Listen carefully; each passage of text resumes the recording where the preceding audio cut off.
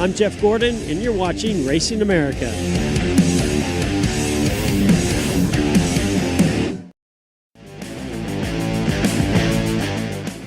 Well, hey, everybody, welcome in to your favorite racing talk show. This is indeed the Revved Sports Show from Texas. Showtime Bobby Chaffee, that's me right here.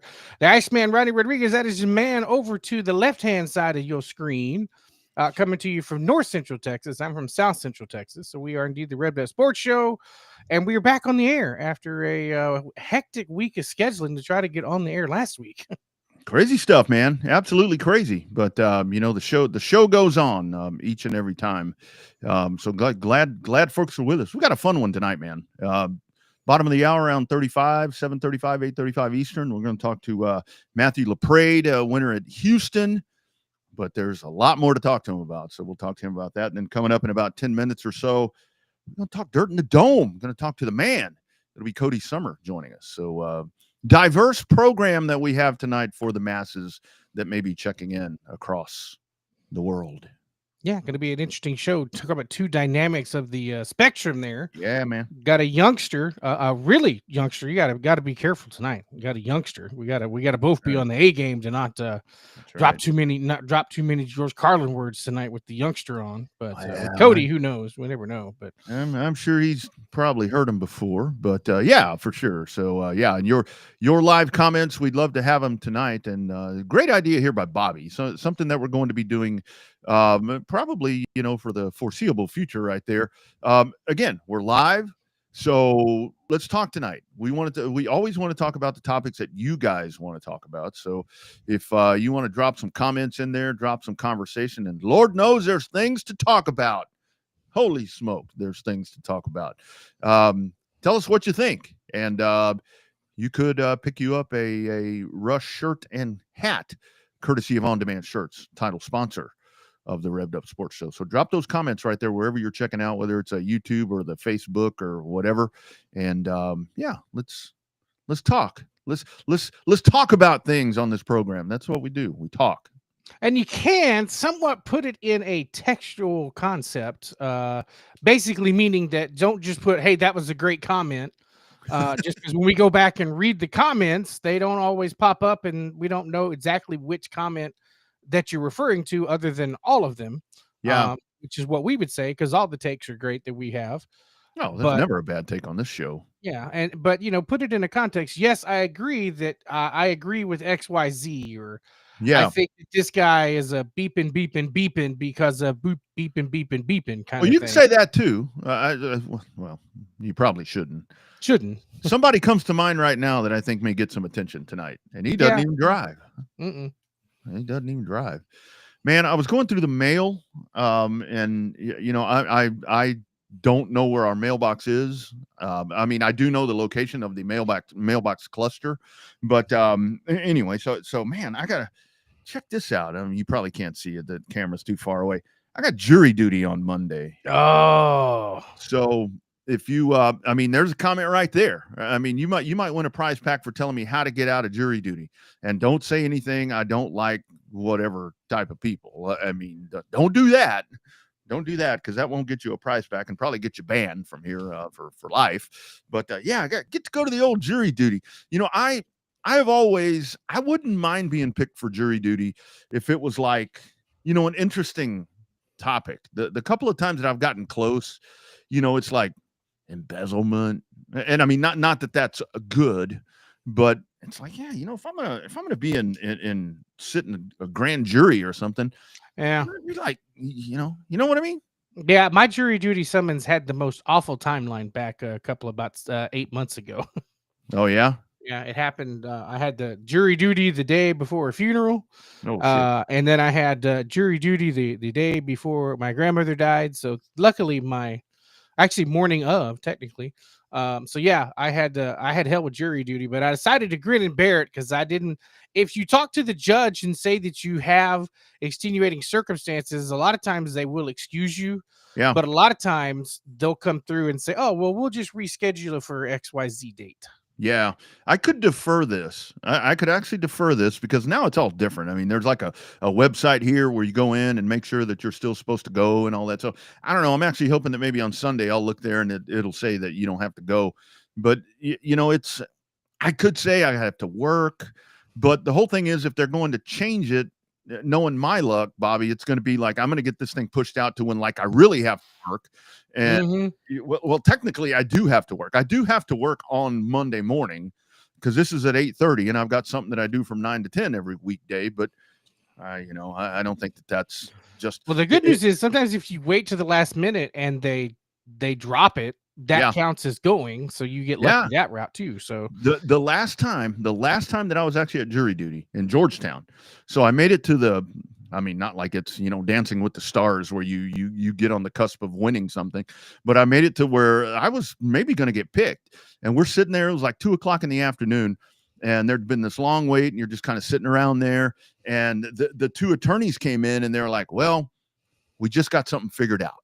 So they're like, okay, everybody can go. So I almost made it. And again, that was not going to be, again, not to make light of any crime, but that was one where I'm like, man, if I'm going to sit here 3 days for that, come on, man. Yeah, for you $6 don't want to a be day? you don't want to be on the right side of the court, which would be the attorney's left side. Oh, is that right? People that sit on the right, when you get your random number, you end up getting like that. Apparently, if you're on the right side of the courtroom and like number 75 and below or whatever, then you have more of a chance to get picked if you're on that side than you do on the other side. So the one thing that I did think about was, it says on here, please dress appropriately for jury duty. No shorts will be allowed. So honestly, and this wouldn't be a whole stretch of anything. I could go to the jury duty like I dress for this show and for other shows that I do, because I'm usually in a polo and shorts. And when I show up in there and they're like, you're wearing shorts, be like, well, this is what I wear for work. Because even the other work, I wear a polo and shorts. So maybe that would be a way out. I don't know. I don't think they take kindly to that. You might have to talk directly to the judge. I bet the bailiff probably say something to you too. Yeah, there were dudes rolling up in T-shirts and all kind of stuff when I got summoned. So yeah, well, I've been doing this clean look. I've been trying to take care of my skin and shave and do all these different things. Maybe I'll go in there with like a 4-day beard, from the weekend, and go rolling up in there and say, let's go. Lock him up. No, I'm just kidding. I'm just kidding. No. Anyway, so that's a highlight of my day. That's a highlight of my week. I'm going to jury duty on Monday. Check in on Facebook for live updates because I'll be updating. I update everything. I'm going to the bathroom. Put it on Facebook. Dog stuff. The dog usually stuff. It's been the dog stuff here lately. So the dog stuff, I tell you, man, the dog is right there with me all the time, and she's just so damn cute. I have to. And she's found another show she likes, Family Feud. She loves the, ding, ding. She just looks up, and it's like, yeah, there she goes. So maybe I'll take her on Family Feud. Who knows?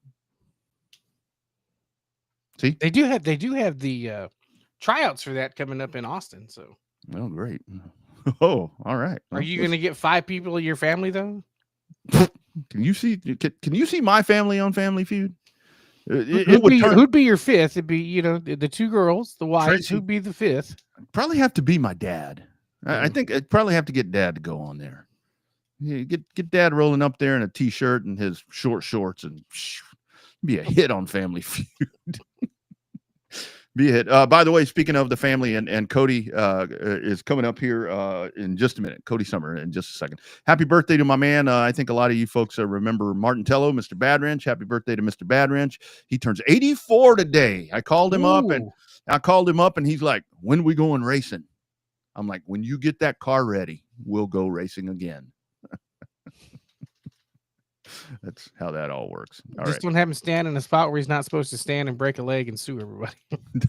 God. Oh, Lord. We don't need another closed racetrack. Don't need another closed racetrack. All right, let's go diving in right here. We are weeks away, a couple of weeks away from, in my opinion, I've been to a lot of races. I've been to a lot of races around the country. Last December, I was able to make it out to St. Louis for the Gateway Dirt Nationals, the Dome of the Americas there. And that to me was the coolest thing that I had ever seen. Here is the man, here's the promoter and the founder of this amazing event. It's Cody Summer joining us. Cody, how you doing, sir? I'm good. I'm good. Thank you for Good. having me. You hear me good? Yeah, we got you loud and clear, man. Got you Good. loud and clear. So, like I said right there, I want to dig into your mind before we talk about what's coming up here in a couple of weeks, first weekend there in December. Let's go back to 2016. How did this all come together with the idea of let's get the baddest ass dirt late models and modifieds that we can find and take them to St. Louis in the dome? How did this all come together and build this tremendous event that you have built? Well, it's been a bit of a process, of course. It didn't just happen overnight, although it seemed that way to the industry, but I had worked on it for several years, like about 5 years. In fact, Flow Sports just posted a video, I think yesterday. Maybe it was today. I'm losing my mind at this point, but they really dove into the history. It was a 4-minute video, and they dove into like that first year and the process and like, but it was a 5-year process. Really had the idea. I've always been an innovator. I've always felt like to be successful, you have to be different. Even to this day, I operate in a very different mindset. I think that if you're complacent, you're failing. Even if you're successful, you shouldn't be settling. So back then in 2016, the sport was a little bit different than it is now, but it kind of in a way wasn't either. You know, I always use craft beer as a like an analogy. A lot of people like to try different craft beers. Well, the racing industry and the fan base is no different. They want to try different things. They want to see different things. And they may really like this Oktoberfest, but then next October, they're going to want something different. So you have to be willing to be, flexible, move the target a little bit. And back then, I just wanted to do something big. And I had this idea and I said, wow, I think this could work. At the Pontiac Silverdome, that was really the only inspiration I needed. Is once I knew that it had been done, I knew that I could do it. Fast forward, originally I wanted to do the Lucas Oil Stadium during PRI. Tried for 3 years. I literally tried for years. No. There's a reason why. I'm not going to get into it, but basically that's how Indy Indoors happened in 2015. And I did a midget race indoors at Bankers Life Fieldhouse at the time, which is where the Pacers play. In a way, it was successful, and in a way, it was a failure. But either way, that was the segue into what is now the Gateway Dirt National. It's amazing. That's crazy. It's the craziest ideas always seem to have the biggest success. Yeah. So Cody, one of the things that we notice is that the guys and girls that run the bigger series and the bigger races, you don't have to pull the personalities out of them like you do some of the more up and coming stars, because they tend to know how to play the part, if you will, right? With air quotes. Is that something that you guys talk about in a driver's meeting? Because some of your guys get out, I can't park there, say it with me, stuff like that. Is that something that you guys try to promote in a driver's meeting, or is that just something that you let happen organically? I think it's a little bit of both. I think there's no secret that I encourage a certain type of behavior, but I'm going to clue you in a little bit here. So I think it was last year or the year before. It might have been last year. I used the reference and the analogy again of hockey. The gloves come off, they hit the ice.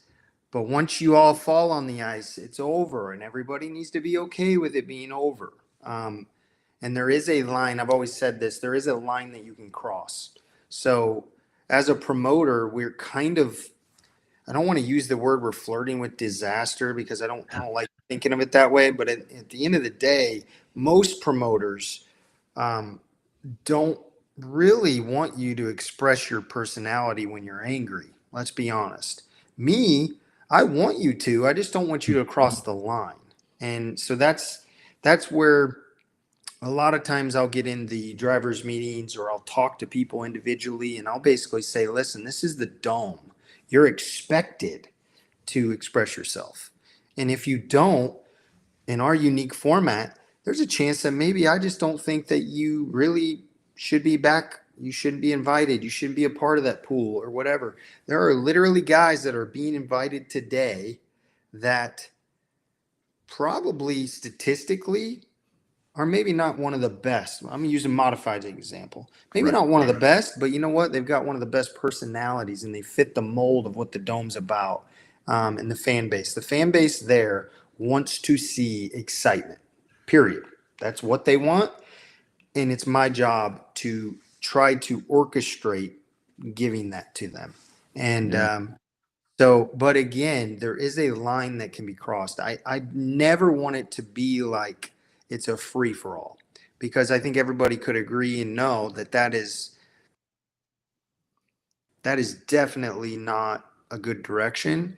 But I guess I would just ask everybody to trust my judgment, because we're almost 10 years into this deal now, and it's going good. So, yeah, we'll see what happens this year, but I guarantee you there'll be sparks and fireworks. Absolutely. There always And the one is. thing that I learned, Cody, having been there last year, was talking to a lot of people. And again, the location is just great right there in the Midwestern part of the United States. But St. Louis fans, I mean, there's a lot of St. Louis fans that are still upset that, you know, the Rams left and all of these different things. And the fact that you have made that building, you have made that building the home of this event.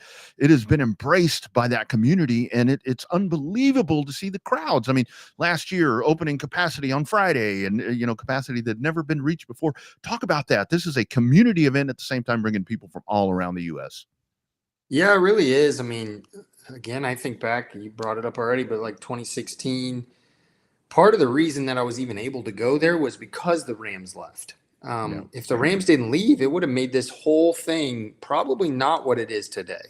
Would it have been possible? Maybe this year, but maybe not this year, because playoffs come into play with the NFL and all these different factors that people don't understand with scheduling. And trust me, we are very small in comparison to the National Football League. If they have a game or they have playoffs, they don't give a dang about us. So, but I remember those early days, and there was a actual, real desperation to put something in that building. So we kind of got lucky. But my intuition was I need to go there. I remember flying in. I remember meeting with them. This was right after Indy Doors. And I was like, we need to pounce while the time is ready. So it is just kind of over the years, it's grown, though. The relationship with the city, the people there. You know, I have a lot of friends there now that I never would have thought I would have had because of learning over the years. We are 100%. I have no problem saying this. We are one of, if not the biggest event for the city of St. Louis when it comes to hospitality, restaurants, lodging, hotels. We're a big deal now. But we grew from a small thing to a big thing in 10 years. And so there's a lot of respect there. I think we've earned it, though. You know, I've always said you need to earn respect. Well, I think we have. We've earned it. We did it the hard way. They took a chance on us. We took a chance on them, you know, whatever. But at the end of the day, it's been done together. So St. Louis is definitely the home for this. And I don't know that it could work anywhere else. Honestly, I don't know that it could. Yep. So Cody, when does the prep start? I'm assuming the day after actually probably even when the event's going, you're probably taking notes. Next year, I want to try to do this, and next year we should try this, or I don't want to do that again. Is it literally year round? Is that the easiest way to describe how your dedication to the Dome race is? It definitely is year round. I mean, I already have a note for 2026 event. So that kind of tells you 2025 hasn't even happened, and we're already making notes of things. But see, there's so many steps to the process. Like we did our invitations, we did our media credentials, we did our driver registration process, we did this post, that post, and whatever. Every time we do something throughout the year, we learn, okay, maybe we should have done that a little differently. So put that on 2026's notes, right? So like this year, for example, we did the draft show for the first time ever. We've already made notes for draft show 2026. So it is definitely a year-round deal. My wife now, Emma, she basically runs the event. She's our event manager. And there she is. Wow, look at you guys with the cues. Anyway, mess around, buddy. You know, she's full time on this. I'm pretty much full time on this. I have another full-time employee. So we're talking minimum three full-time people. We have a ton of part-time people. I mean, I just had several people come here for the last 2 weeks helping get fence panels repaired, fence poles repaired, the trucks and trailers. I have 4 trucks and trailers that go to the Dome next Friday. So we leave in a week. Most people just don't realize the magnitude of what goes into this. And they also don't realize that we are so hands-on that we do it all. I mean, we literally are the ones. I have welded in my history. I bet you I've welded 80% of the fence poles that all them, you see them guys go through the corner and they knock all them fences down. Chances are I welded that pole that they knocked down. I'm just saying, but as we've grown, we've needed to bring in more help because it's just continuing to grow, which I'm very thankful. It's just been, the last few years has been, this year, I'm telling you, make note, it's going to be record. It's going to be record breaking in all facets. Man, So I believe it. I'm really excited. And I have to ask you, because Bobby and I both race announcers before, race presenters, as they say, before any of these shows or any of that other stuff. So, you know, PA and streaming and so forth. Your pre-race, your driver introductions, you talk about being an innovator, and you talk about all the different aspects right there. That entertainment, I think so often people forget. Yeah, racing is kind of a byproduct of everything because people want to be entertained. Talk about that, because your pre-race festivities, Cody, are like this stuff I see with NASCAR and all this other stuff on TV. I'm like, what is that? I mean, you guys blow it out of the water every time. So I feel like I'm having a conversation I just had yesterday with, literally I had 3 people here helping with, so we have these light letters that go up in the concourse and it just says #GatewayDirt and they're 6 foot tall and all this stuff. There are a lot of people that look at that kind of stuff and they go, why are we doing this? This is a race. And I explain to people all the time, this isn't a race. It's an experience, and it's moments, and it's memories. If you as an event cannot create memories and moments for people, then I'm going to tell you right now, you're small. You're not going to be big. Part of what has made this event be successful is moments, memories. I have people that get married literally, we probably have 2 or 3 engagements scheduled this year. We have 2 or 3 every year.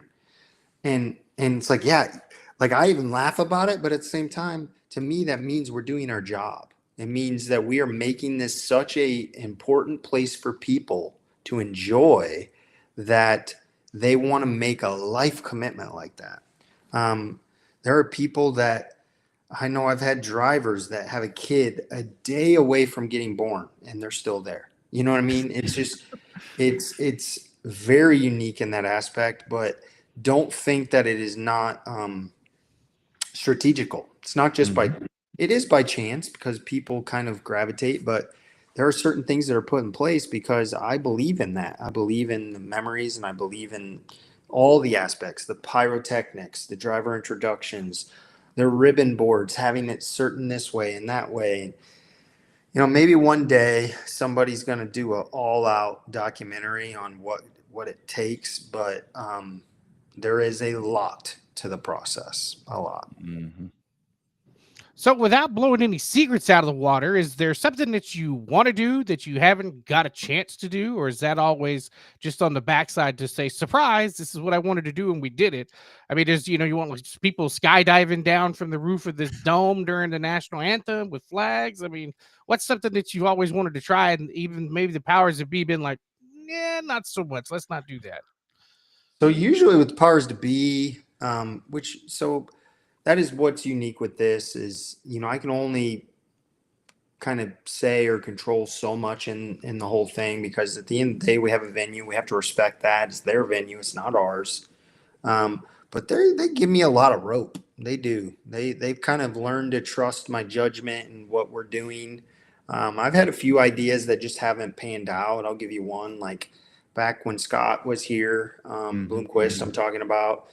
I was this close. I had it planned for him to be dropped from the ceiling like Sting and the whole deal, and music and flashing lights, but I couldn't get the insurance and the company and all that stuff.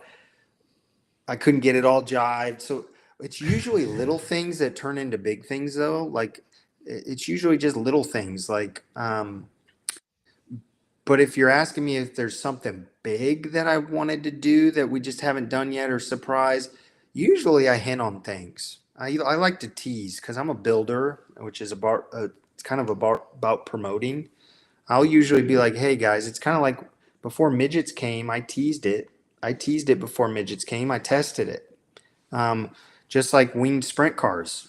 Most people forget that winged sprint cars have went around the dome before, and I tested it. So I like to tease things because that's my way of doing market research. It's my way of going, oh, okay, people want this. And if they don't want it, then it kind of just gets pushed to the side. No big deal. But if something is calling out like this needs to happen, I usually push for it. I like to believe I'm a man of our people, okay, our fan base. I want to make them happy, and I try my best to make all of them happy. But it's very hard. But I don't know if there's anything that stands out as like we definitely want to do this different or that different. I get people all the time saying, "When are you bringing midgets back?" Have zero plans to bring midget back right now. Zero. They were given their shot. It didn't stick. No reason right now. I'm not saying never, but no reason right now to bring them back. We have a really good thing going with the divisions we have, and the fan bases just continue to grow. So it would be hard for me to justify that. But, one day I'd love to do an indoor winged sprint car race. Now, whether that's at the Dome or somewhere else, I guess we'll just see. But that would be my goal probably.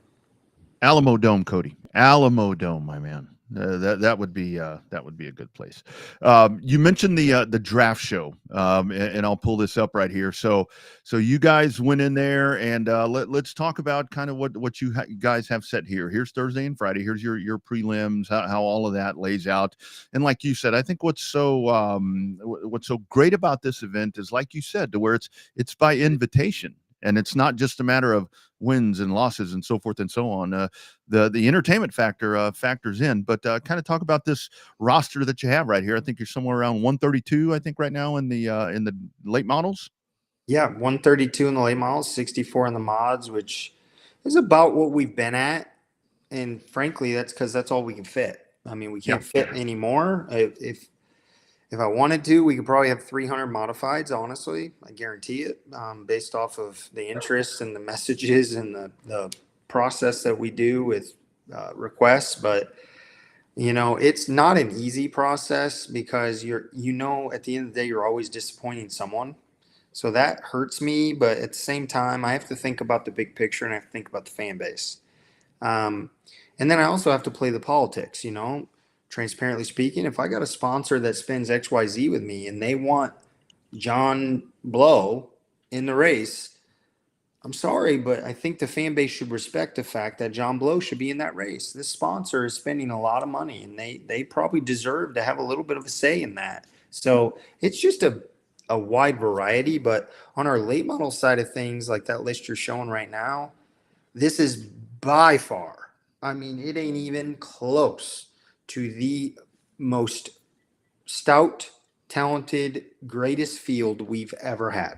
So I expect this year to be the best racing we have ever seen.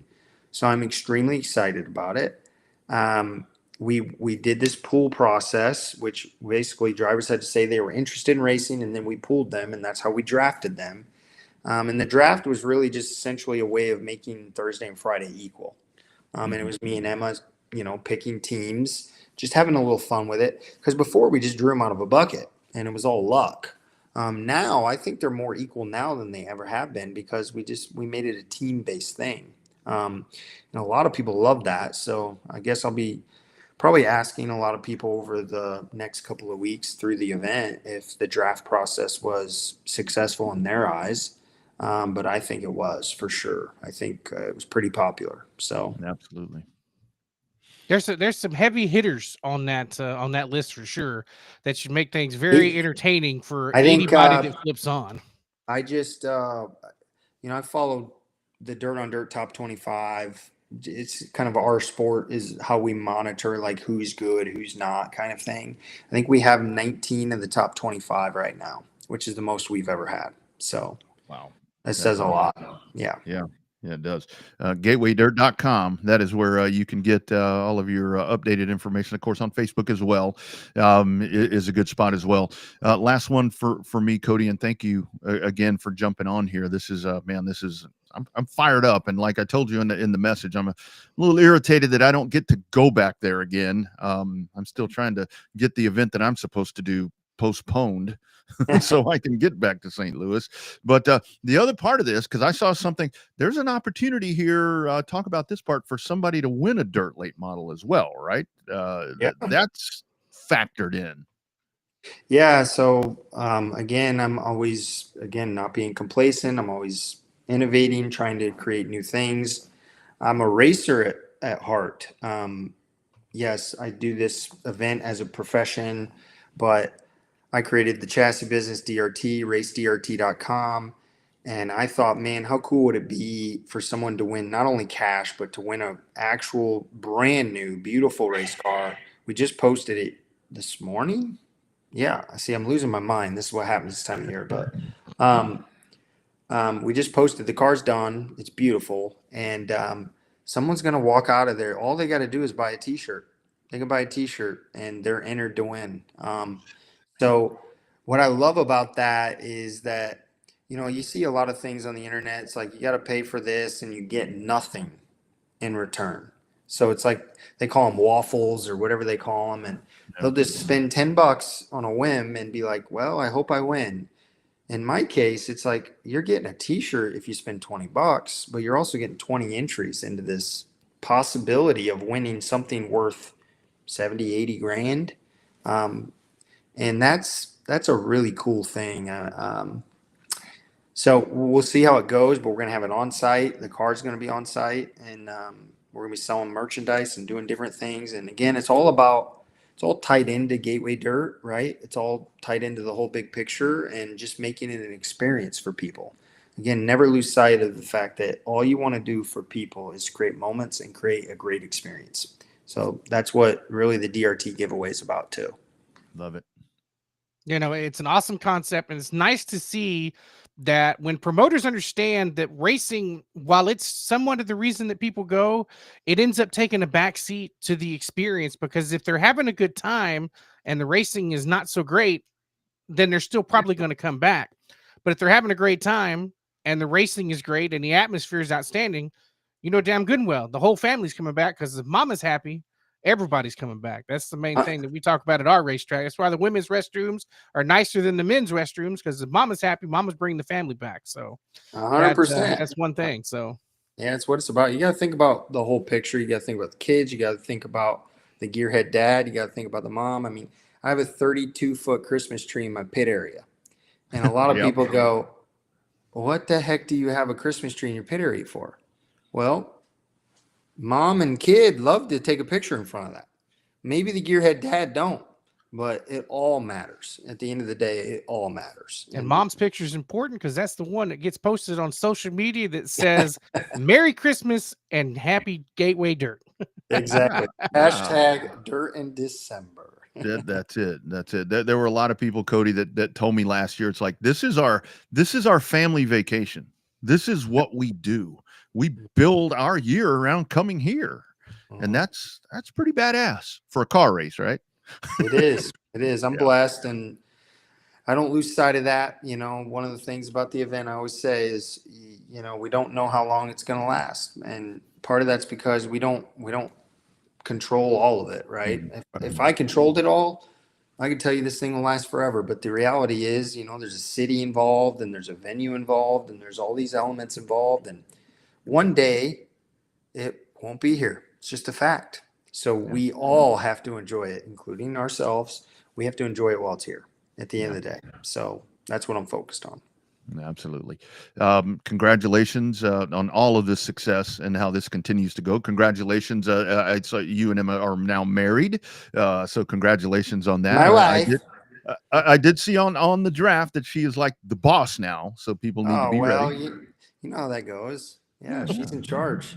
Yeah, The absolutely. happy spouse runs the house. That's the way it There works it around here. So right there. It's good stuff. Cody, looking forward to the event. Of course, on Flow. If you can't get there, you can catch it on Flow Sports. Great coverage there throughout the duration of the event, December 4th through 6th.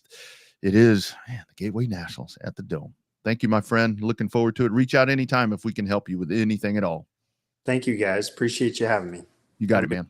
Take care. Bye. You bet. You bet. There he goes, man. That's how you do it. That is how you do it, my friend. That is Bobby, I'm telling you, man. It really is one of those things to where and this year is kind of nice because honestly for me it would be so perfect because you have dirt at the Dome and then is the Derby where last year they were overlapping. Derbies. Yeah, aren't they overlapping now? No. I think they're a week apart this season. I think they're a week apart. Maybe I'm wrong. I don't know, but it was like the same weekend because the Derby starts on the 4th. Okay. So last year it was like I was telling people that we were there with to where it's like, okay, we're gonna do whatever. I'd watch the prelims and everything, and it's like, but probably on Saturday night I'm probably gonna head to the hotel and watch the Snowflake.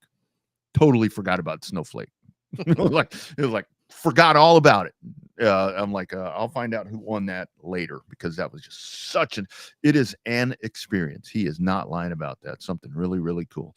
Again, Cody Summer, be sure to check them out at gatewaydirt.com.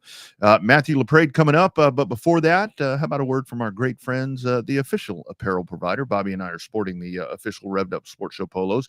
Don't forget to comment there if you want to. You might win a shirt, not a polo, from our friends at On Demand Shirts. You've probably seen us all over the racing world and doing a lot of racing designs for events and race teams, but we also do a lot of stuff from small boutiques in small cities all the way up to Fortune 500 companies. Your brand deserves to be seen. We print on more than just shirts, hats, jackets, bags, and much, much more. Custom corporate branding starts here.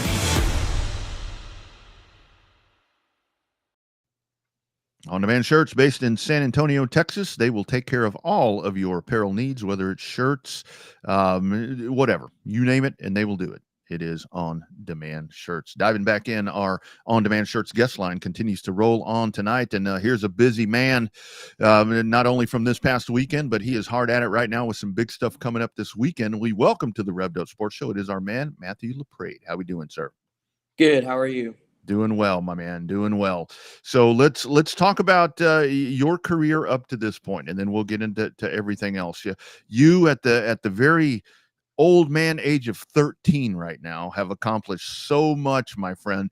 Tell us how all this started for you and how you've gotten to this point.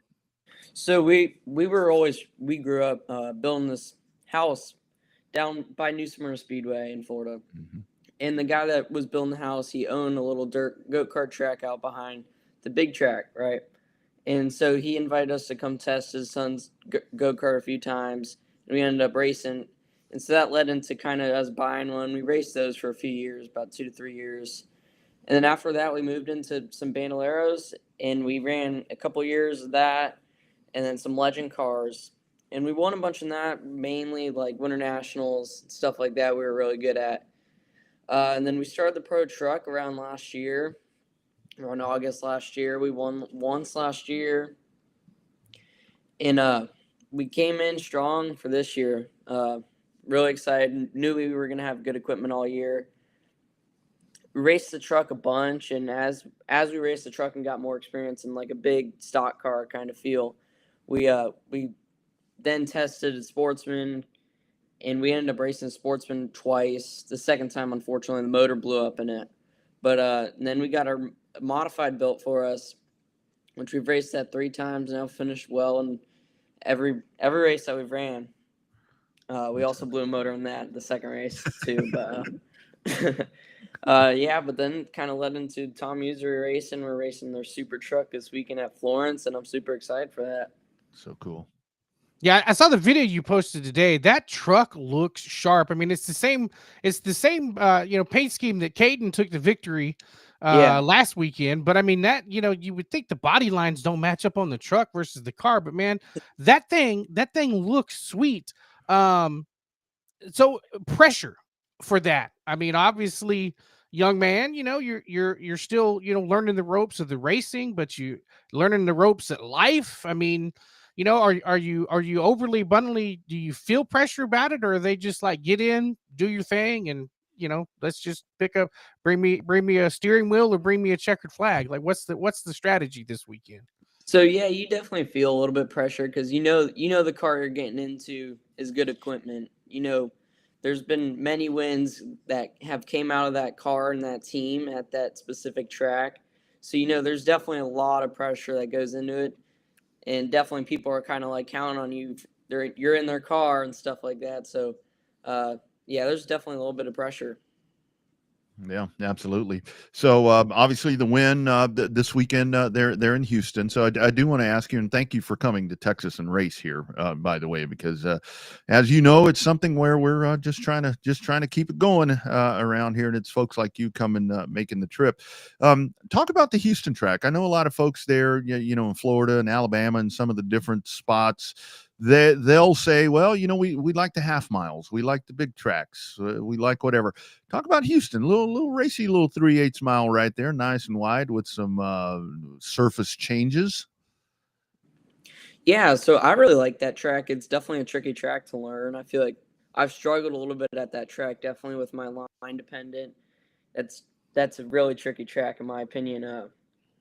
We've raced that track a few times. We raced it a few times in the truck and now twice in the modified. The first time we raced the modified, we ended up second in it. In the second time we raced this past weekend, we ended up first. But that track's such a fun track. Like, if you're comparing it to Five Flags or Mobile or Montgomery or something like that, it's way different. It's hard to compare it to, just because how tight that track is compared to every other track, big track. So in terms of like the driving style change, I mean, like Rodney said, everybody is accustomed southeastern to the big old half miles. You got no walls around Mobile, and you got the just the great big nonstop speed of Pensacola. Does the driving style, I mean, like mentally, do you have to get prepared? Like, okay, you can't really move the guys at the big high speed half miles. You nudge them a little bit, but you're able to kind of, put the bumper to them at that 3/8 mile there in Houston. Do you change your mindset a little bit and get you a little snugger in the seat, going, all right, let me see if this guy chops me off again, pop, bang, I'm gonna take care of it. Yeah, so I would say the smaller tracks are definitely a little bit rougher. I feel like that's where we've torn more body parts out at the smaller tracks than we have bigger tracks. Five Flags, normally the racing are pretty clean, a little scuff here and there. But the small tracks, you got like someone running over you all the time. Someone's chopping you, like you said. You're getting turned down the straightaway, stuff like that. I mean, little stuff, but it costs a lot when you have to tear a whole body off and repaint it and stuff like that. But yeah, we've torn a good amount of bodies up at small tracks. Nothing big at bigger tracks like that. Yeah, absolutely. So kind of talk about the difference right there, talking with the modified. I mean, we talk about it all the time, where that's a lot of horsepower on a little bitty skinny tire, where you're out there generating so much horsepower and you just don't quite have the footprint that you wish you had in something like that. And then with the truck, I know the truck's here. I don't know about what you're doing this weekend, but obviously the difference is right there, to where with the truck at times it's like, okay, it just doesn't want to go. Kind of talk about that part where it's like, man, vast differences between those two. Yeah, so the modified, you can feel the power so much. Like, if you get out of a truck and you go and hop in the modified, like we were doing at Houston, we were going back and forth, and I got in the modified and almost wrecked it because I forgot how much power there was in those things. Because you just get on the gas and it's like, burp, and you just feel it lift up the back end when it does that.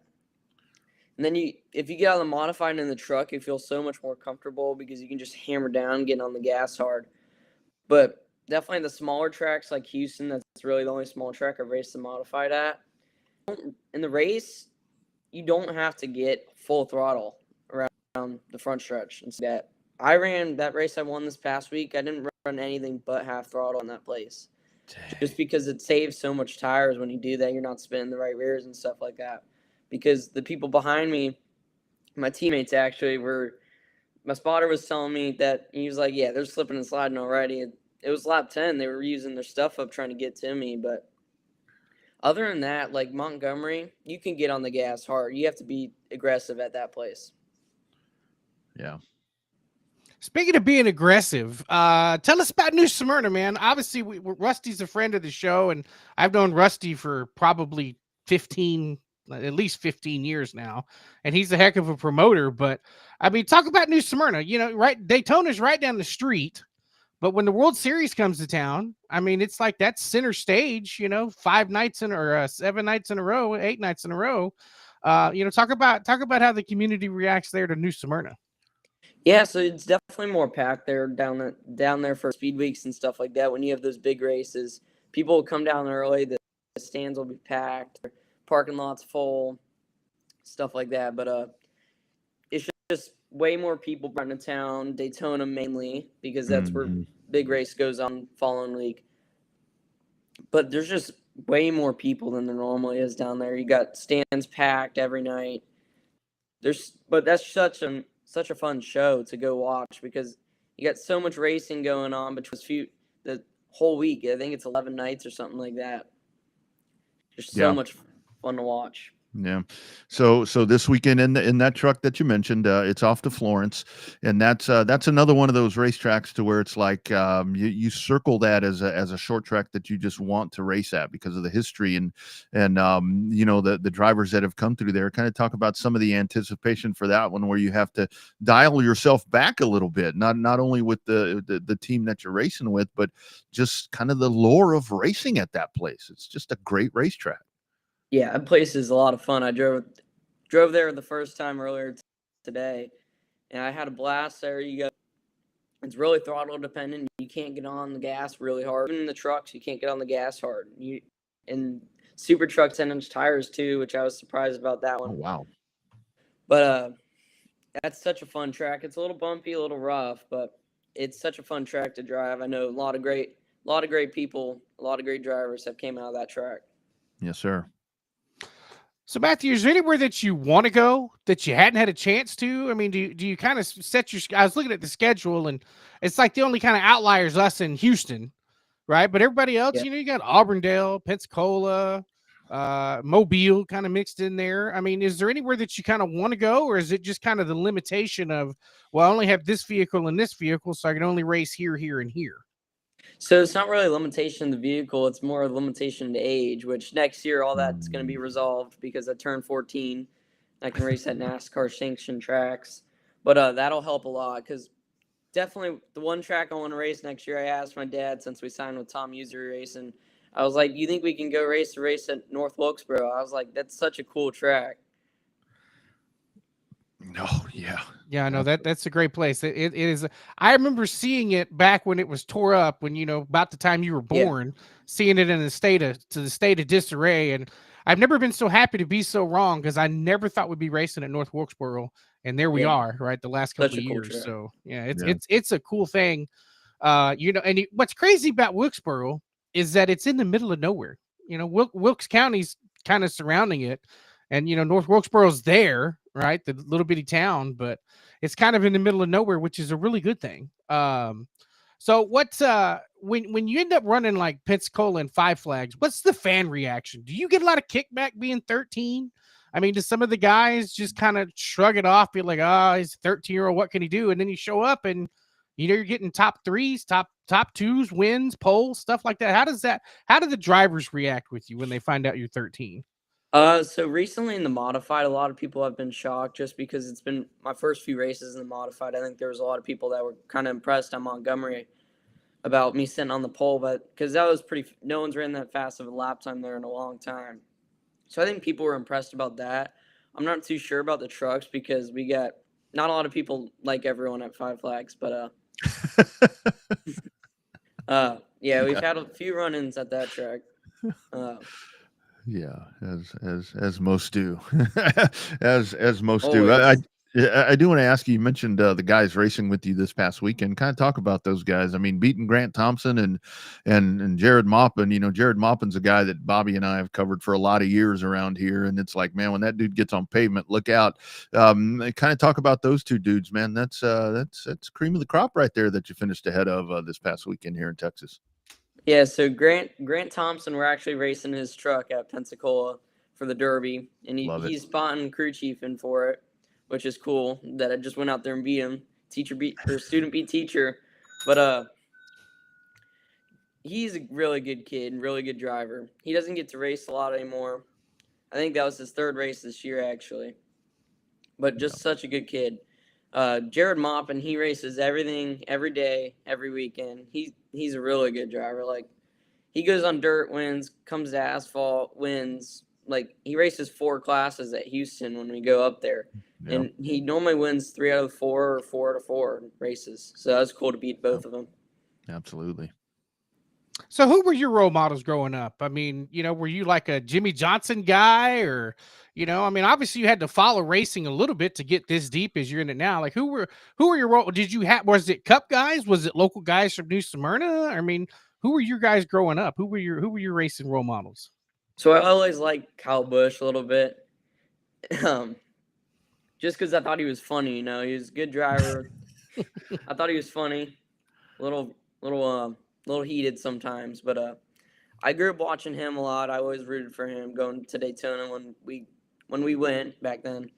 We don't go as much now, and then when we went to New Smyrna, I went to school with Daniel Dye for a while, for a few years, and so we would always go to New Smyrna together. We would watch races, and I would watch him race super late models around New Smyrna for forever. I think it was like 5 years I watched him race around that place, and now it's cool to see him. He's in trucks and Xfinity now. That's just cool.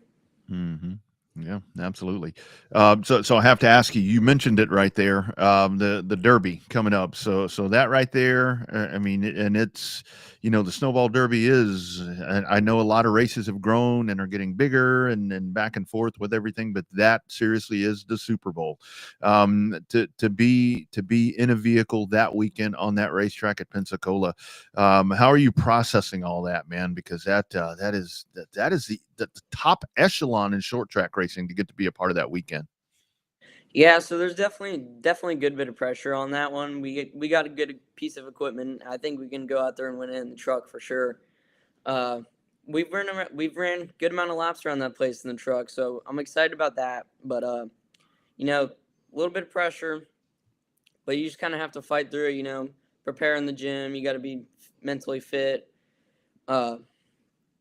Stuff like that. And then the modified, that's going to be a tough race because those things have like you said, so much power, but at the end of a 75 lap race at a track that eats tires, basically, it's going to be hard at the end of the race for sure.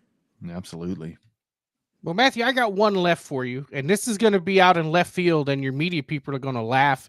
They're either going to love it or they're going to hate it. Rodney's already cringing about it. Just tell me at your age, you're not one of those 6'7" kids that does this at the middle of junior high school, huh? Is that what it is? Like, you wait, hey, look, car number 67's on the racetrack. Tell me you're not one of them. He's in a hotel tonight, so this dude doesn't mess with that shit. He's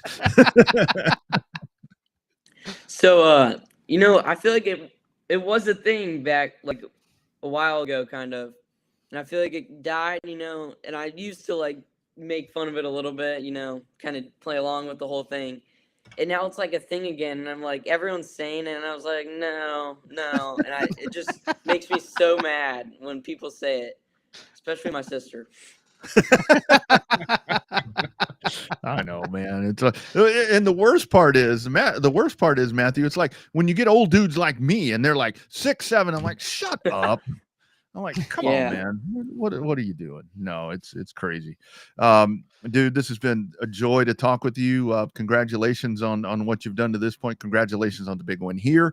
Looking forward to watching you this weekend as well at the Derby, and open seat here anytime, man. You've got a big race to talk about. Let us know. Tell Damon to reach out, and we'll do it again soon, man. Would love to talk to you again. Yes, sir. Thank you guys for having me. Absolutely. All right, man. Good luck, dude. Take care, Thank buddy. you. You bet. That dude's got it together. Yeah. Wow. I was going to That's, ask him what he does for fun, but I thought the 6-7 question was going to be a little better. No. That's good because that is something right there that's like taking everything over. You know, I mean, he's that a the lot. same age as my nephew. My nephew does that damn 6-7 thing all the time. So, Oh God, I know. I tell you, it's yeah. Well, it too soon shall pass. Just Yeah. just my give it a nephew's little bit. playing football, and this kid's running around in circles getting checkered flags. So, Yeah, absolutely. Yeah, kind of crazy how that works. nothing wrong with When you that. put that age into perspective, you're like, man, Yeah. damn, 13. Good Lord. Yeah, Matthew LaPrade, man, and he's I don't know what kind of media training he may have done, but Damon mentioned to me, he's like, he'll be ready, don't worry, he'll talk, and I'm like, that's great. and he does. Dude sounds like he's 25. I'll tell you, impressive stuff right there. He was talking. We talked there about the Snowball Derby. Racing America has something that is put together about the Snowball Derby. Take a look at this.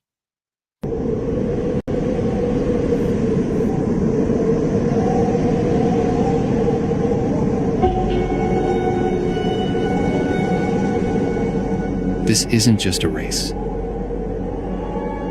It's a dream. A dream carved into the asphalt itself, where every turn tells a story of grit, heartbreak, and triumph.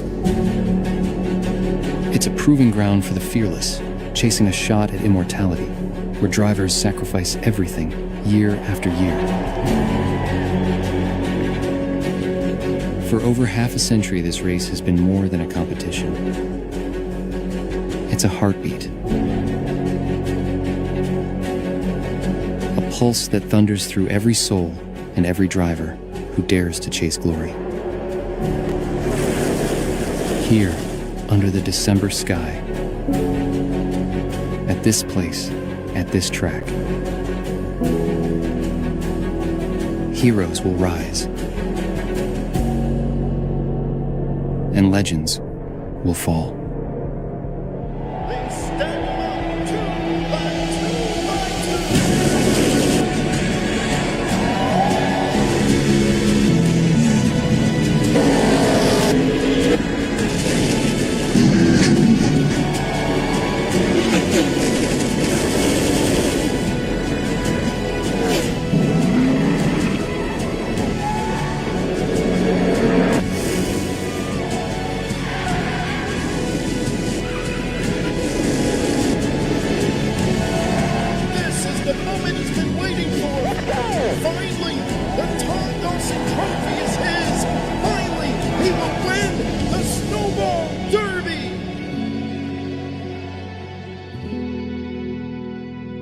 This isn't just a race.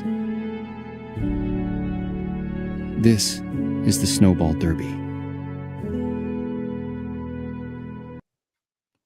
Woo! Let's go racing, buddy.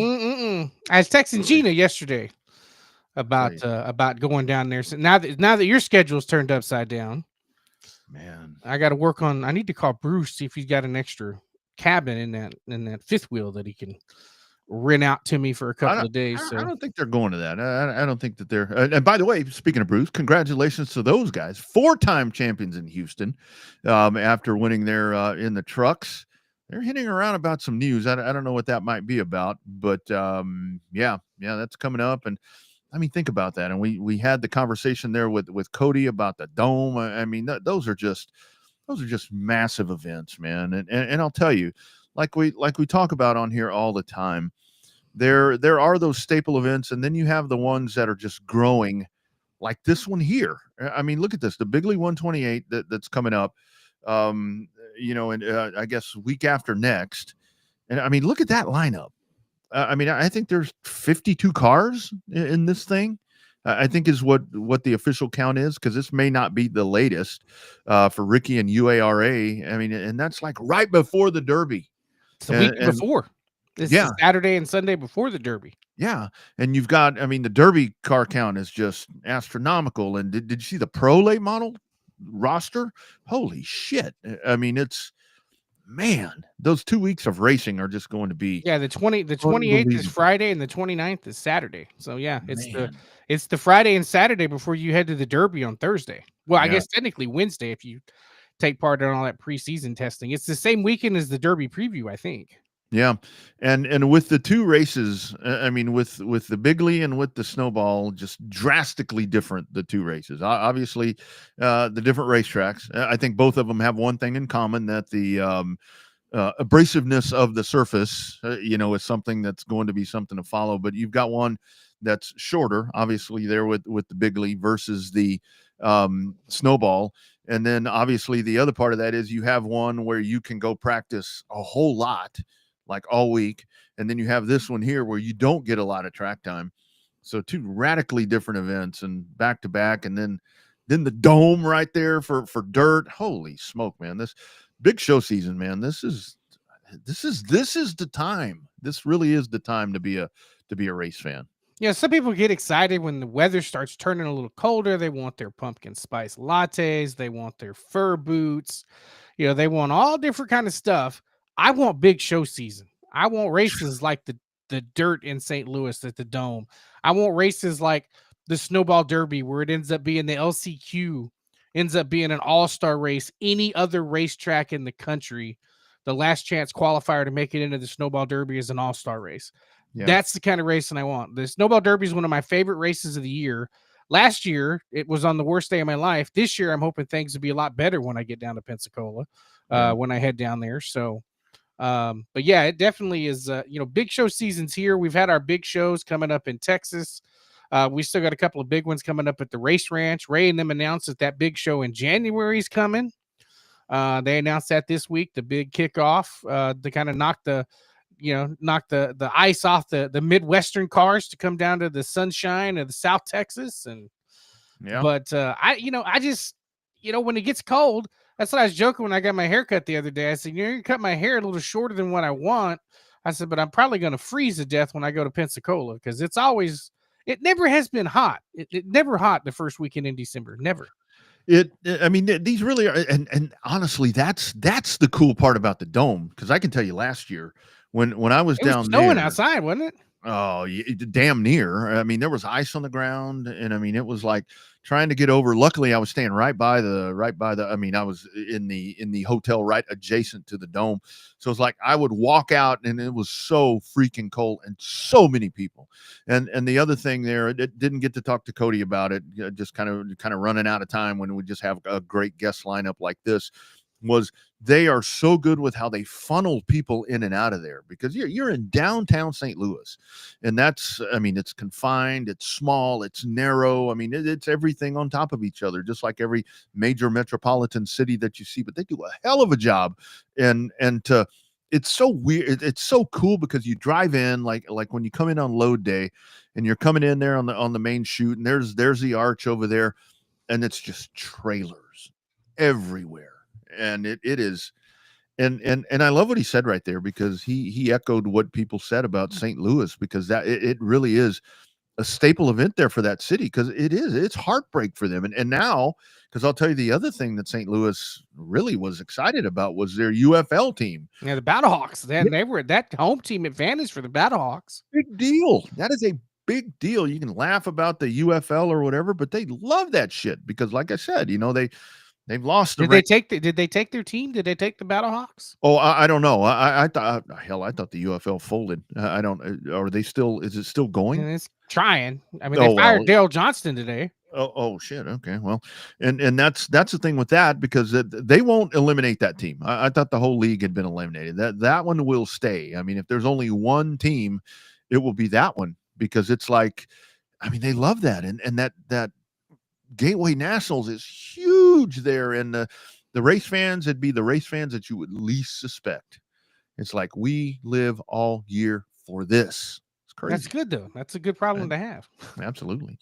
Alamo Dome would be a great venue. I was joking with him, but man, imagine a badass race like that at the Alamo Dome. I mean, they do good when they put the monster trucks in there. So before they renovate it, it's going to get renovated. That bond passed. You see that? Mm-hmm. Yeah. Yeah. What are they going to do with the old AT&T Center? It's going to become a full-time the AT&T or the SB or the Frost Bank Bank Center. Yeah, Joe Harry and Your Mama's Coliseum, all of that is going to become full-time rodeo grounds, is what I saw that was part of Prop A or 1 or whatever that was. It was all a cohesive effort to get the stuff built downtown, and then that would be full-time rodeo stuff. Did they rodeo there that often? No, well, at Freeman they probably do. Yeah. I mean, that's where I saw an AEW. I saw an AEW event at Freeman, and then I went with the Puppet Master to a WWE event at Freeman. Great venue for pro wrestling. I mean, the seats, the way the seats are set up, old school. Like, and that's where the Iguanas used to play hockey, and everybody had a damn good time down there. So they'd run some races inside of the Frost Bank Center. Get some racing going on in there. You do like the midgets in there. Yeah, the indoor racing league or whatever it is in New Jersey and New York and all that. Yeah. And that's the other thing I like what Cody said when he's talking about like bringing in the modifieds and the late models. It's all you need. I mean, because we pulled up those lists a while ago. I mean, that's enough. I mean, you've got so many prelims and everything that's going on there. They don't oversaturate that show so much to where like he was talking about being an innovator and talking about memories and all that. I mean, you don't want your memory to be, oh my God, I had to sit through 8 hours of nothing. Another heat race, another this, another. You don't want that. Unless they're entertaining as hell, which is possible, because then you got to sit through the guys that flew through the fence. So yeah, well, that's the other part. They are so good about when they go through the first one that I saw fly through the fence. I'm like, oh God, here we go. I went off to the bathroom. I came back. The fence was fixed. 15 minutes. It's like, damn. I mean, they definitely got their act together right there. So yeah, cool stuff. Let's dive into some NASCAR stuff because we haven't had a chance to have Sermon here since since the NASCAR season ended, and here we are. The lawsuits rolling on. Kyle Larson is the champion. The Denny Hamlin heartbreak. At the end of all that, point system questions and the NASCAR schedule or the times come out today, and I totally get it where with the times of the races and so forth. I kind of do wish that they would push it back a little bit and maybe start a little earlier. I kept hearing on the Channel 90, well, they want it to float into prime time. Ain't nobody gonna watch that shit in prime time. I'm sorry. There's other Fox things. Fox leads into animation domination, so and then if it's on FS1, you're not having to go head to head against baseball or football for the first half. So, I mean, I don't know. It's interesting. I mean, the CW still works. I mean, I think the CW aspect is still going to work. Did you notice they are now changing the call sign when you see the people with the O'Reilly Auto Parts series? It was down there today. They were talking to Dean Thompson, and they had it as instead of NXS, it was NASCAR OAPS series. NAOPS. Yeah. Cool logo. I'll tell you, I really like the logo a lot. It's that black and green and so forth and so on looks really good. Looks really, really good. I think that is the one thing where it is a little baffling to me, to be honest with you, Bobby, where, and this is where like when I see the numbers, when I see people bitching about, well, only 1.5 million when it used to be 2.5, maybe 3 million. And then you look at the other sports, and I know that people don't want to compare NASCAR or racing to some of the other sports, but when you see baseball drilling 19 million people watching and the NFL with these numbers, it's like, yeah, don't compare them because it's not even close. I mean, even on a good day, it's not even close. Yeah, but baseball numbers are NFL doesn't count. Now there are some shitty NFL games that have low numbers. Your average college. Yeah. Your average college football viewership numbers are going to be down. They only like to talk about the great big SEC Big Ten showdowns that get all the hype, which means all the people are going to watch those. Well, that's all that counts, buddy. Your Thursday night shows aren't going to be watched. Your Friday night shows aren't going to be watched. Your early window Saturday shows, your Saturday games aren't usually that highly rated. But, NFL's on its own, it's on its own rocket ship. So, all in all, when you take out the great big college matchups and then you take out the NFL, NASCAR hangs its own. When you had the World Series, I mean, it's beating it beats the ratings for, and you had a lot of people. A game 7 going into overtime, extra innings. That's going to take eyeballs, even though it was kind of late when it happened. But in that World Series was different. We were actually having this conversation this morning to where it's like this World Series. It's like the Ohtani numbers are just unbelievable, just off the map. I mean, everything that he did right there. But that was a hell of a series. And when it all comes down to it, Toronto was this far from winning that shit. You know, so it was God, I hate using the epic word. It is a very epic World Series. I mean, it really was just a lot of factors. But where I go back to the NASCAR stuff, when you start digging into the numbers, and it's kind of the little bit of the head scratcher to me, is that where the Xfinity, now the O'Reilly series, to where you look at those numbers on the CW, which people laugh at the CW. I'm not laughing at the CW because they got a legitimate, that's a legitimate sports network to me right now. You look at their numbers, even in college football season, with maybe you don't have the SEC playing on CW, but they're playing somewhere if you can find them. Thank you, YouTube TV. But the Xfinity numbers were great, all things considered. They were 1.5 million people. But there's two things. It's on A, network TV. B, it's a car that resonates with the people because it looks like a race car. And it's good racing. That helps out a whole hell of a lot. Well, and they have characters. I mean, not characters, but they have, I think, a little more identities. The racers have identities now, where before they were afterthoughts of Kyle Busch, Kevin Harvick, Brad Keselowski. Now you actually know who the hell half the guys are, because they're getting a chance to shine when Connor Zillage wasn't kicking their ass. Well, and I think with that series, you've got, there's DEI, Junior Motorsports is in there. So there's that influx there, with his cars. And it's, I joke around about the Busch Series bully, but I mean, that dude right there, I mean, you tune in because he's going to do something asinine sometimes. So it's, it's a better product. I mean, it's just a better product. So, and I heard, I guess a formula that's been working. Yeah.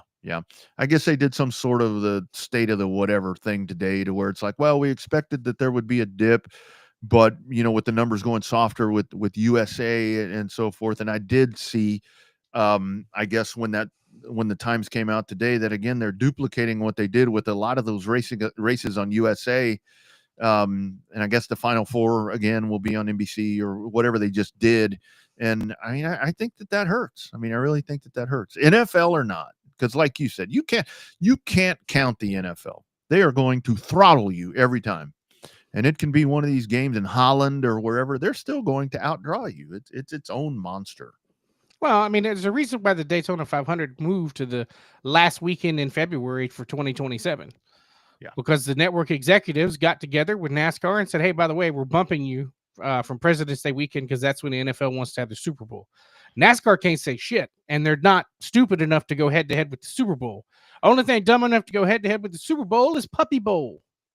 Yeah.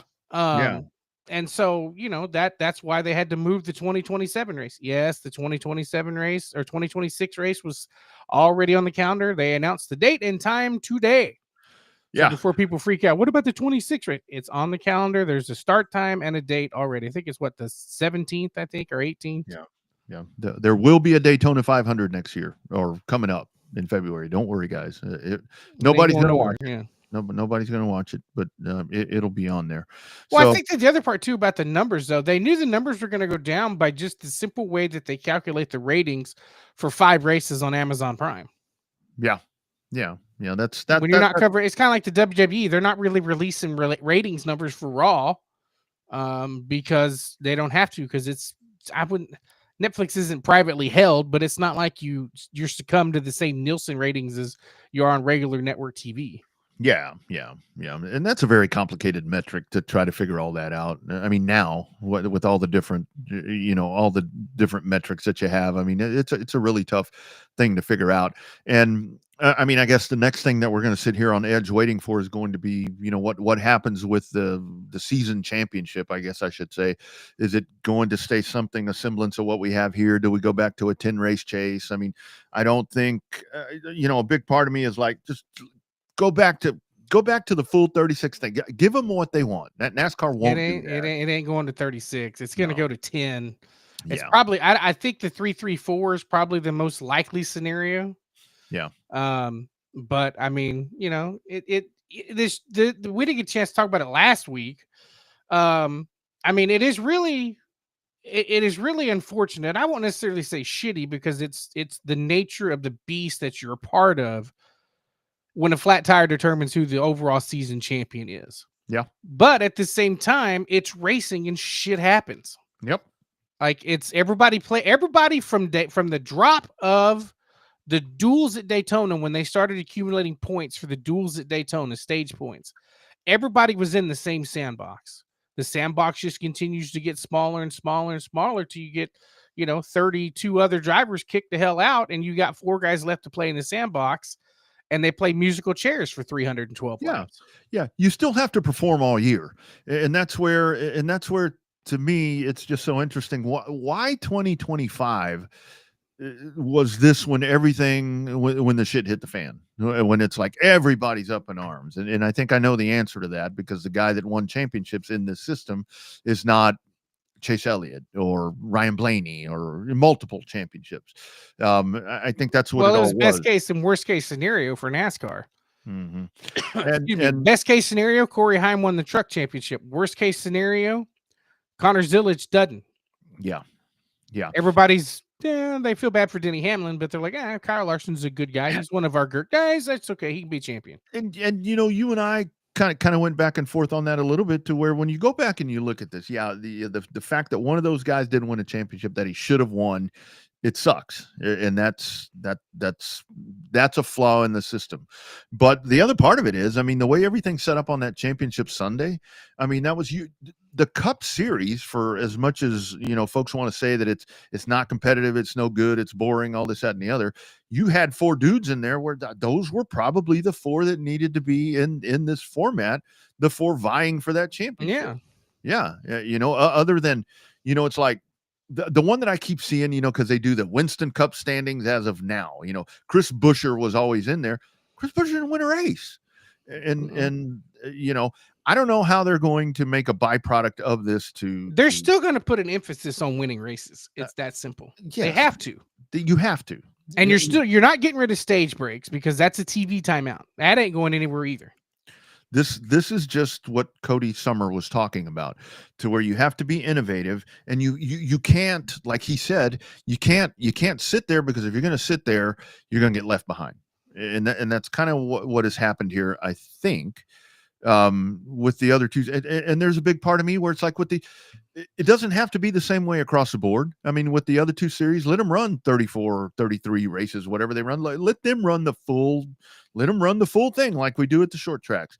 But with the Cup Series, with the entertainment value driving series, do something different with that. Because I, quite frankly, thought, it sucked for Denny. I mean, that he was that close. And there was nothing where I saw with William Byron.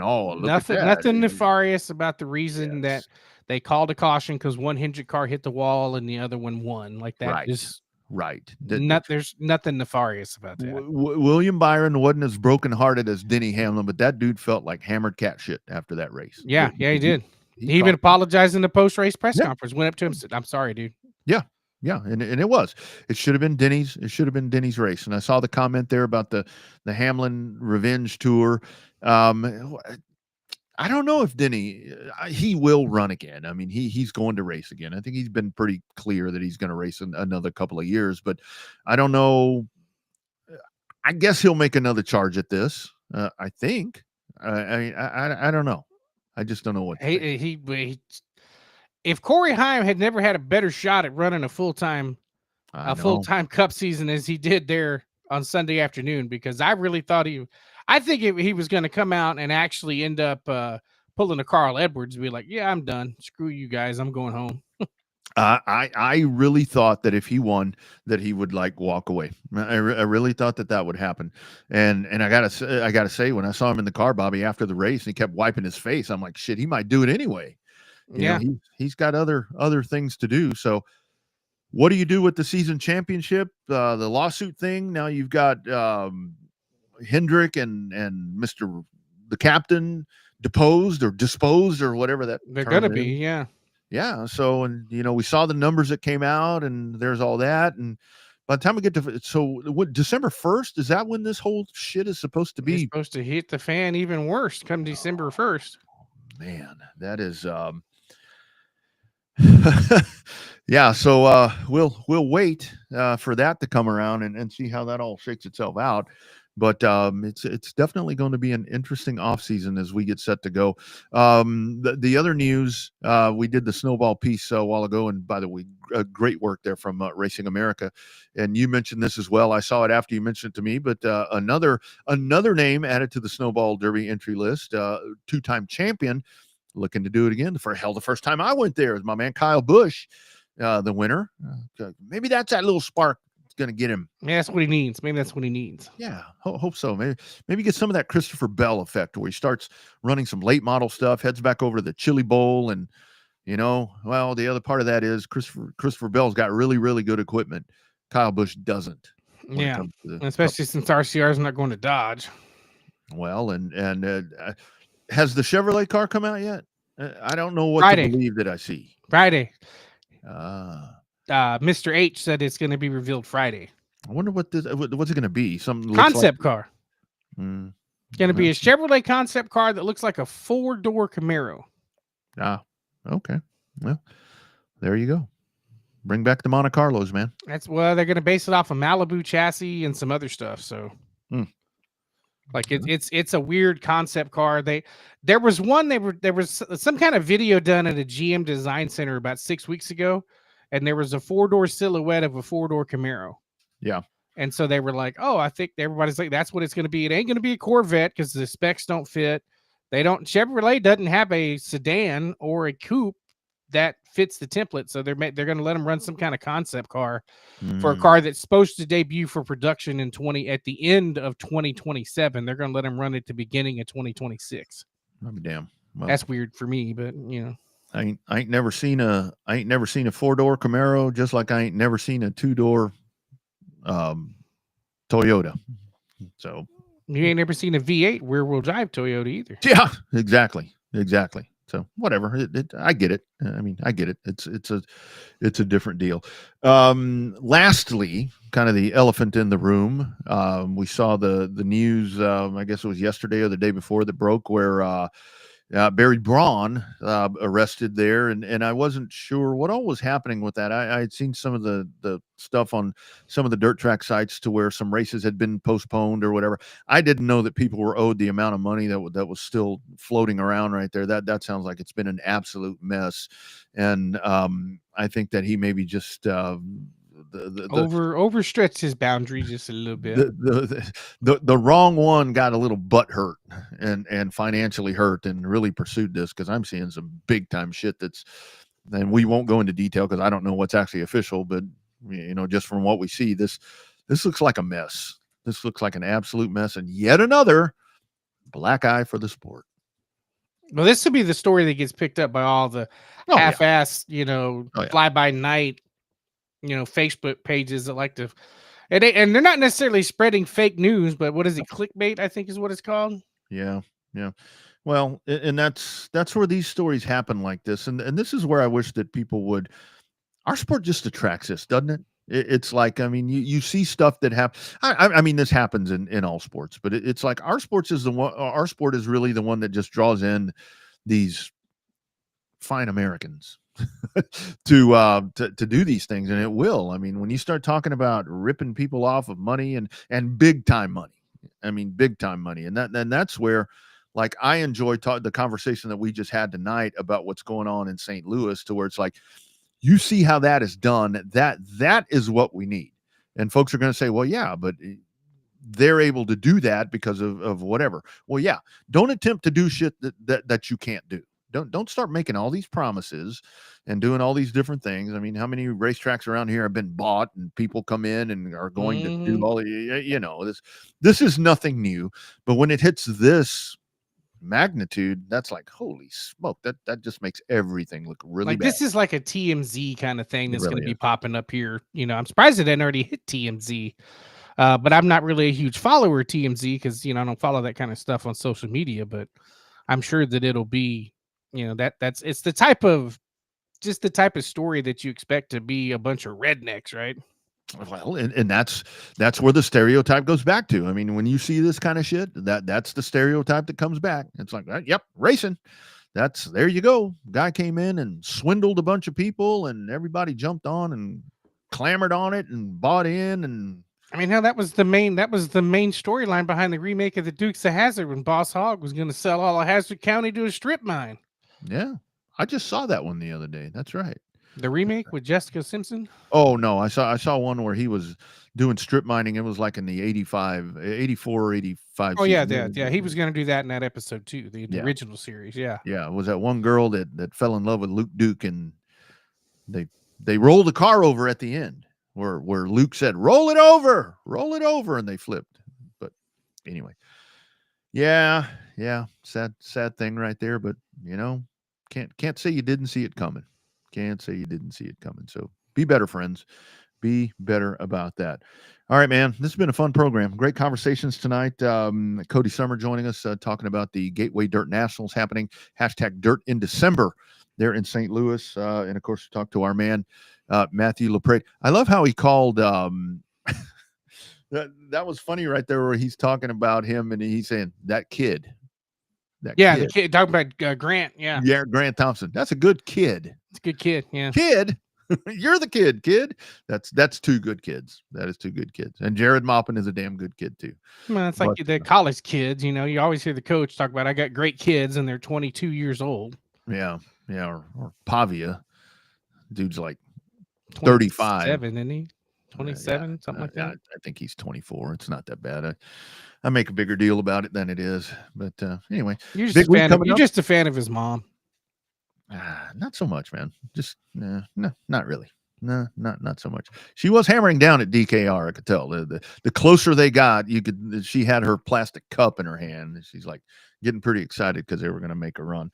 But coming up, temperature changes. It was awful cold. It's going to get hot again. We got rain coming over the weekend. What do we have here? You mentioned. So we've got the South Texas. The race Texas shootout is. I have it written on my other calendar. Yeah, that's next week, I think. Next week, yeah, the 22nd and 23rd. Yeah. Actually, I think it's a 3 day. It might be Fridays. That might be Thursday, Friday, Saturday. But I have to double check and look. Yeah, absolutely. All of that coming up, and again, you can keep up with everything that we're doing on the. We try to keep up as much as we can on the Facebook page, but. Yeah, that's the best place to go. As these things pop up, you get all the great information right there. Rest of the week for you, my man. What's going on? I got I'm going to Radwood on Saturday. I've got a work event, Radwood, happening at the hell is that? Circuit of the Americas. It's like a 80s and 90s celebration with those type of cars, 80s and 90s cars. There's music. It's an event put on by my work, and Mobile One is also a part of that. And it's supposed to be a pretty cool event, kind of a short event. I'll be out of there by 3:00, be back home in time to watch Texas, Georgia, do some post game. So yeah, good weekend coming up, and then rain on Monday. So boom, there you go. Yeah, I don't know. I got to play a little catch up. Just, been putting off, kind of cleaning out the garage a little bit. Got some more stuff in there that I need to put away. Made some Halloween stuff. Might work on some Christmas decorations and some other stuff. And I don't know. This week's a little up and down. Just because I had yesterday off for the veterans. Thank you, veterans, for all that you do. So that was a little bit kind of throwing my week off. You work for a day, you're off for a day, kind of back and forth kind of deal. So once I get in the groove, but yeah, it depends on the weather. I know that I'm going to the first home high school football game for SMHS in 10 years. So, they get Eagle Pass. Eagle Pass. That's a winnable game. Yeah, so they end up playing Dripping. I think they play Dripping Springs in the next round as long as Dripping Springs wins their game. So I think they will. They got Bowie. I think if I'm not mistaken. I think the San Marcos plays Dripping Springs if they win. So it'll be a short-lived playoff run. So Lake Travis, Round Rock, Westlake, Vandergrift up this way. So that'll be fun. And then Monday, your boy will be at jury duty. So we'll have updates on how that goes. If y'all don't see me next week, it's that I got summoned. Yeah, I got sequestered. So we get any good winning comments tonight? Let's see. What do we have here? I like what Brian Benedict said right here. He said the kid interviews fantastic. Yeah, that's for sure. Then we have here. Jay says can't wait for the Hamlin Revenge Tour. I guess that's where I saw that. I like what Josh says here, to where it needs to be like the first Cars movie. Forecast. Yeah, maybe so. Yeah, it's all right. That's all right. Rusty's trying to be part of the fun right now. And then Brian says, ouch again. But that was a great comment, Brian. I mean, and by the way, congratulations to Brian Benedict as well, speaking of that.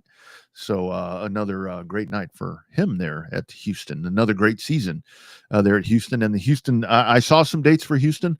We'll figure out if that's official, and we'll pass those on. I think it is. They were posted in the driver's shed. So is it there? Okay. Yeah. All right. Well, we'll touch on that next week. Well, we'll touch on it at some point. All right. You guys enjoy the rest of your week. Watch the weather and be smart. Enjoy the Northern Lights. Apparently the Northern Lights are out tonight again. So for a good, 3/4 of the United States to be able to view them tonight. Absolutely. And they might be on right now. Yeah. Go on out there and take a look at that. Don't be out there running around naked. We don't need any of that going on out there. Right? And if you're going to do that out there, do it smartly, I guess, right? I guess. Oh, and don't forget, today is the last day they produce pennies. Oh, I saw that. No more pennies. No more pennies. So now is it a nickel for your thought instead of a penny for your thought? Well, I saw them talking about something on the news, on the local news, where I guess what they're gonna start doing now is rounding up to the nickel, I guess. Does that make any sense? That's what they do at a casino. They don't give you any change at all. Yeah.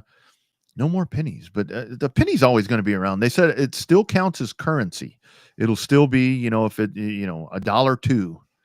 If you go to the store and you're going to get you one of them 24 ounces, not while you're driving, but if you're going to buy one of those and it's like $2.03, if you have 3 pennies, you can still use them. They're not eliminating the currency. They're just eliminating new production of it. Not going to make them anymore. So, man, I'll tell you what would be cool to find. Well, I guess you won't find one. Is to find like a penny that says 2026. Well, I guess you won't see that, right? So you see it 2025 because they stopped making them today. You won't see 2026. Damn, no more pennies, man. Everybody's apparently it costs more to make a penny than it's worth. So I saw that it's worth more than 1 cent. Yeah, I think I saw it cost like 4 cents to make them, or something like that. So, what's going to happen? That people are going to go into an uproar. People that didn't give a shit about pennies they're going to be mad, Bobby. They're going to be mad. And that's the way the world works. About pennies. Bring the pennies back. I'm gonna find all the ones that I have and just put them in a jar. Yeah, put them in a jar. Cherish them. Absolutely. All right, you guys. We'll do it again next week. Either Tuesday, Wednesday, Thursday. Hell, who knows when? Just be sure and check the socials, and we'll get you updated with everything that's going on. He's down south here in Central Texas. It's Showtime Bobby Chaffee. I'm Rodney Rodriguez. Thank all of you for being a part of this. Be sure and like the YouTube page. Be sure and like all the socials, Racing America as well, and support all the people that support this show. You guys be well, and we'll see you next week. #Real Race Talk from Texas. This has been the Revved Up Sports Show.